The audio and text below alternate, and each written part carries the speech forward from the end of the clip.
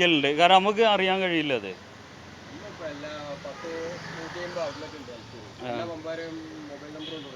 അല്ല അങ്ങനെയല്ല, phone number ഉണ്ടെങ്കിൽ ഒരു സുഖം എന്താ അറിയോ, നിങ്ങൾക്ക് വിളിച്ച് പറയാം, നമ്മളിവിടെ റെഡി ആയിട്ട് വെക്കും. ഇപ്പോൾ ഞാൻ കൊണ്ടോട്ടിയിലാണ്, നിങ്ങൾ എന്ത് ചെയ്യുക, വന്ന് 5-10 മിനിറ്റ് നിൽക്കേണ്ടി വരും.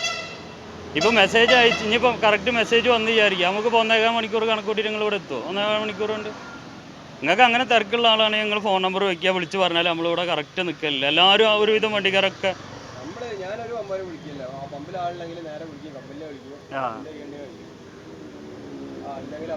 ഞാൻ കഴിഞ്ഞ പ്രാവശ്യം വിചാരിച്ചു, നിങ്ങൾ പറഞ്ഞപ്പോൾ വിചാരിച്ച് വേറെ എന്തെങ്കിലും പ്രശ്നമായിരിക്കും എന്ന് വിചാരിച്ചു. ഇപ്പം ഇന്ന് വന്നപ്പോഴും ഇങ്ങനെ തന്നെ.